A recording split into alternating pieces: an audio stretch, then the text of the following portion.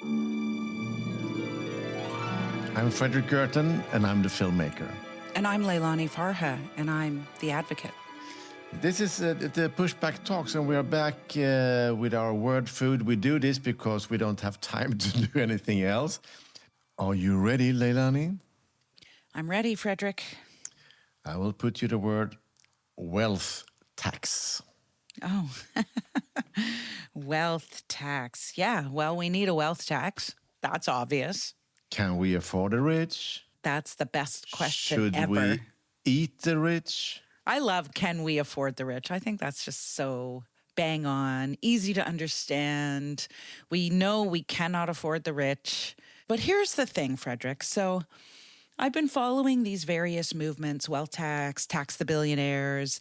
I've seen Ma'am Danny talking about it with Gabriel Zucman, French economist. And I think it's obvious that billionaires who are paying less tax than, for example, the workers in an Amazon warehouse, it's obvious that they are getting away with criminality. I mean, it's a crime. And we know that the only way to have decent societies and the only way to create well-being is through taxes. I mean, that, like, we know that's where governments get their money.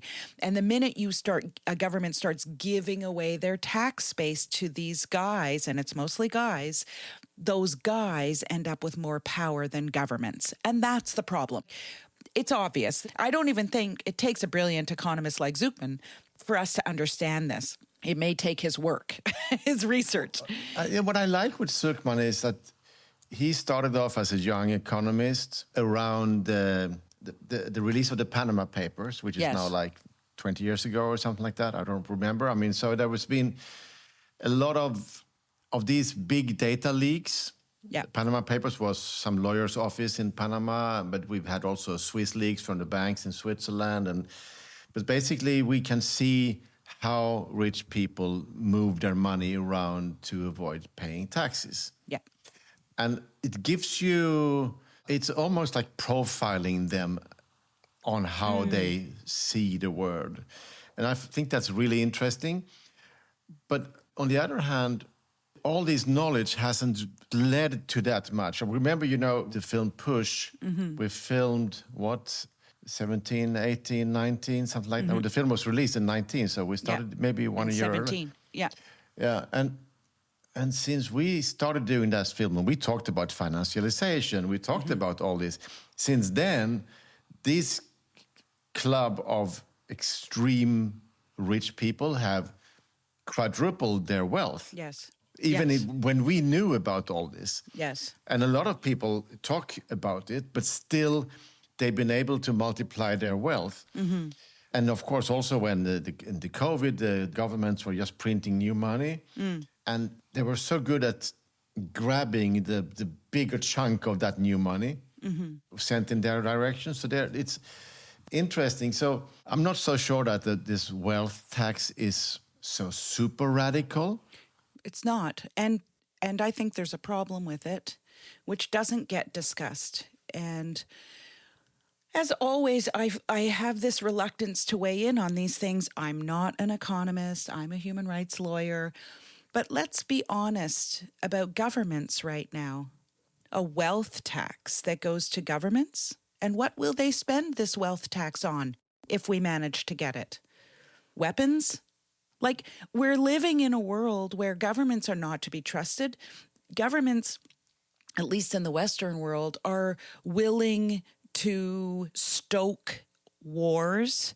They are willing to engage in all sorts of activities that are bad for our climate, for Mother Earth. And so I'm not sure I want to... Leilani. Oh, No. Yeah, I'm not sure I want to entrust... I don't entrust my government that is so pro-NATO and inflating our budget to address Trump's NATO nerve. But I'm more interested... Can I have a say in this? I'm going to say one more thing. So Mariana Mazzucato has created a new economic council made up of a bunch of economists And it may include Zuckman. I don't know. It includes that Annabelle Weber, who's really amazing as well. And I don't know exactly who else. But what I like about what she's saying is she's saying, let's create an economy for the common good. Now, that may involve a wealth tax, but she's saying that that wealth tax or what any taxes must be creating outcomes for everyday people. Good outcomes, decent jobs that pay decently, affordable housing, climate respect, etc., or respect for the planet. To me, it's a more nuanced message. It's not sexy, wealth tax. It's not sexy in that way, but for me, I'm more comfortable with it. That's okay. I you really weighed in. I really weighed in. It's been on my mind. I'm trying to breathe a bit in between. Okay, first of all, what is the alternative to have a government? It's no government. So I don't know. I mean, I didn't say I don't like government. I said I don't want a wealth tax that isn't tied to anything. Like just, okay, governments suddenly have more money. Will they spend it on social goods? I mean, that's the next step, of course. That's a part of, but I mean, talking about the culture budget, or we're talking about free childcare or free dental, whatever, things that are important, that is important for us. So I think a progressive government could use that money in a good way. Of course. What I like with the wealth tax is that it is actually doing something. It tells the world, and that's what Zuckman says, it's possible to put this into action. Yeah. And the arguments that the right-wing people would say is that, everybody will move. And then he says, yes, if all the super rich in French move, it will make less than 1% difference in the tax incomes of France. Because why? Because they don't pay anything now. Yeah. So it's and that's so interesting that you can say, okay, but then go. Yeah. And I agree with that. Yeah. And of course, then he says, but we should of course also have a way of saying, if you go, you will have to pay 5 or 10 years more. Yeah, that's right. Because you made all your money here in this country. Yes. You had the education, you had the streets and the welfare and everything. Yes. Boom. So what I like with this is actually doable.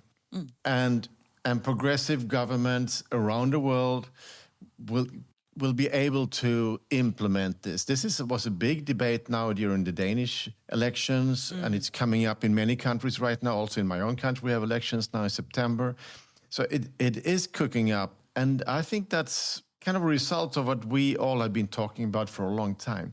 Mm-hmm. Next step is what Mazzucato is talking about. I don't know. Because what she's trying to do is change the ideology, not just change a law.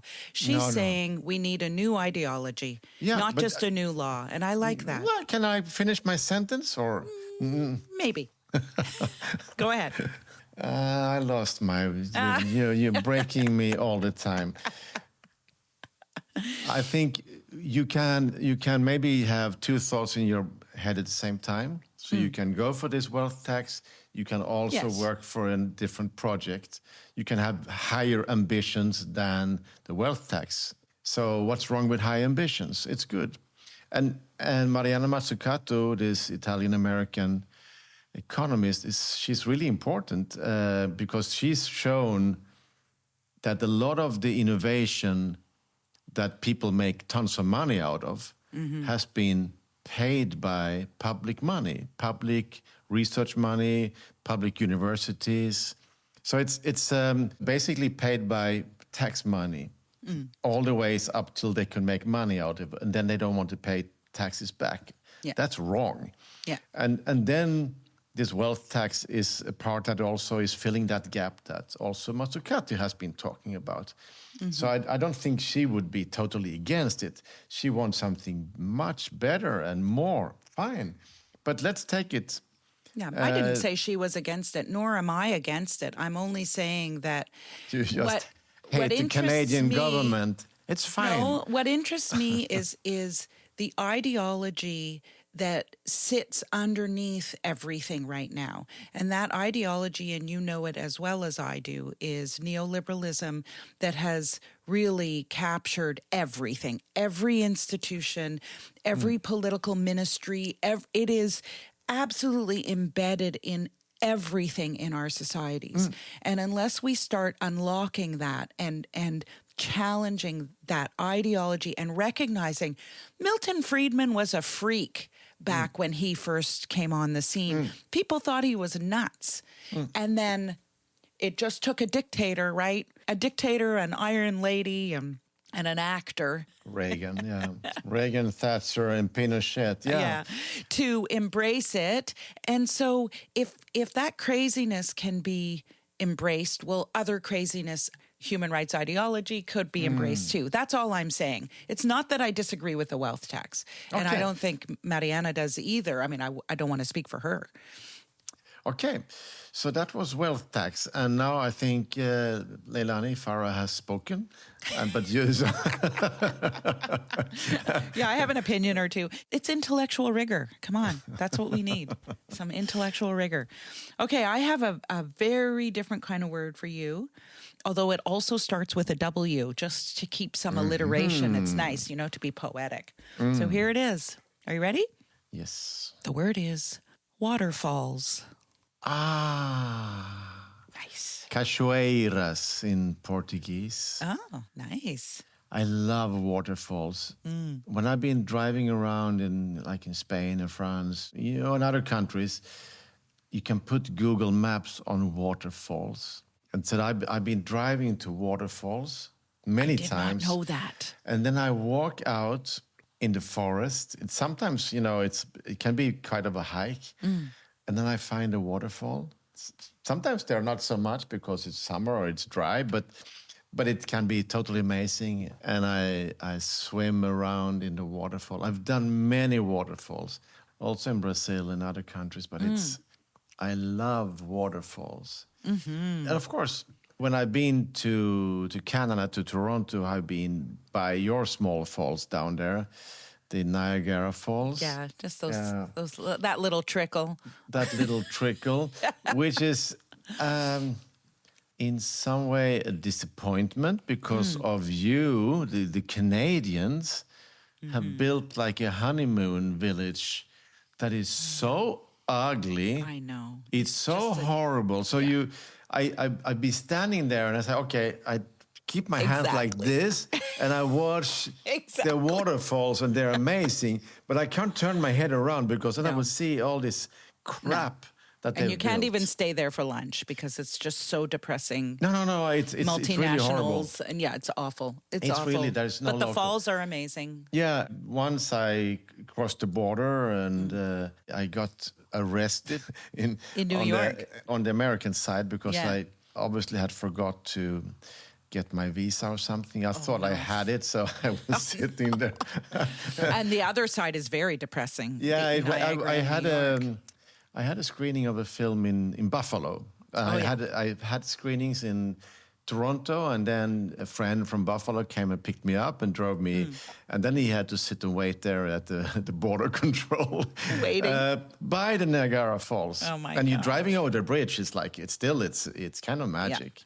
Yeah. Still, the Canadian side is the worst. But the good thing with the Canadian side, you can drive up to the Niagara village. Oh, yeah. Niagara by the lake, is it called? Yeah, it is nice there. And there's a theater festival that happens there. It's very nice. It's cute, but it's not Niagara Falls. Niagara Falls is not. And then you can drink ice wine.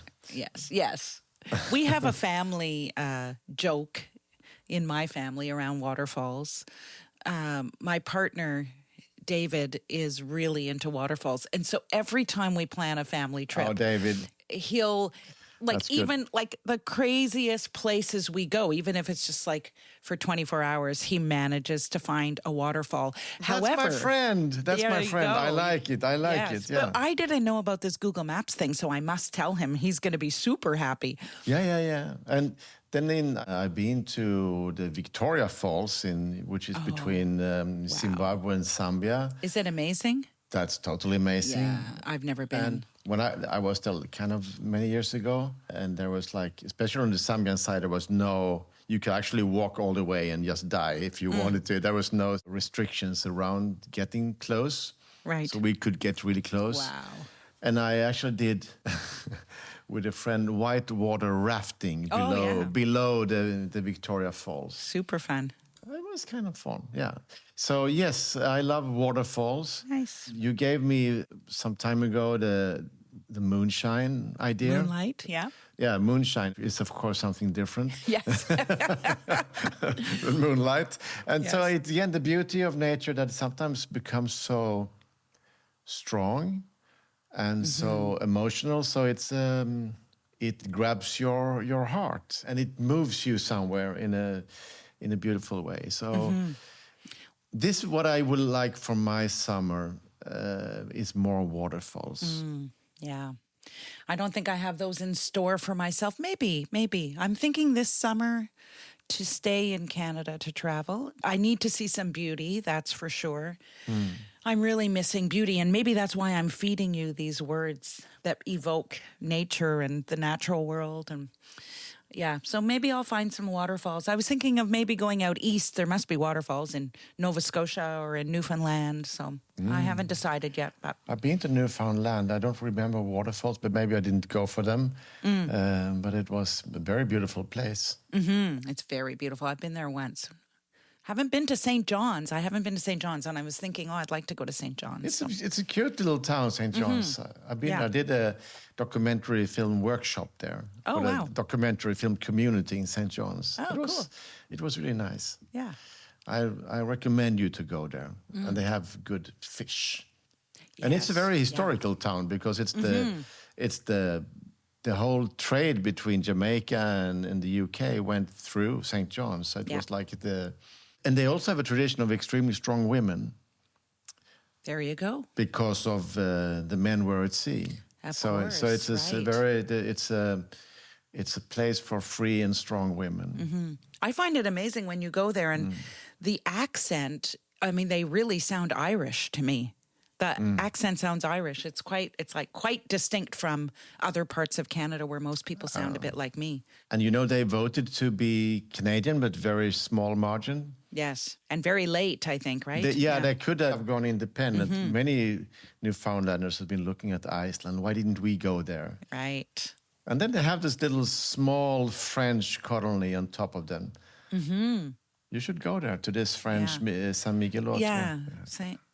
Isn't it called Madeleine something? Anyway, no, you might be right. Miguelot. Yeah, sorry, I forgot I can't remember, but it's far. I was looking at it actually because it's supposed to be beautiful and it's supposed to be like quite a throwback, like you feel like you're in the 1950s or something. I was looking at it a couple of summers ago, but it's quite far and it can be a little bit cold. And in the summer, I really need warmth. You shouldn't go to Newfoundland, my friend.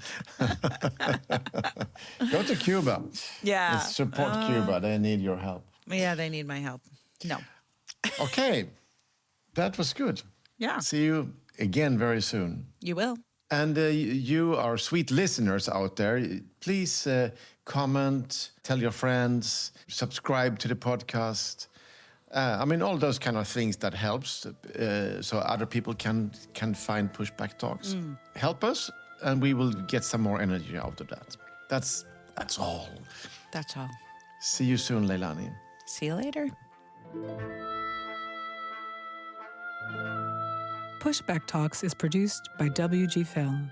To support the podcast, become a patron by going to patreon.com/pushbacktalks. Follow us on social media at make_the_shift and push_the_film.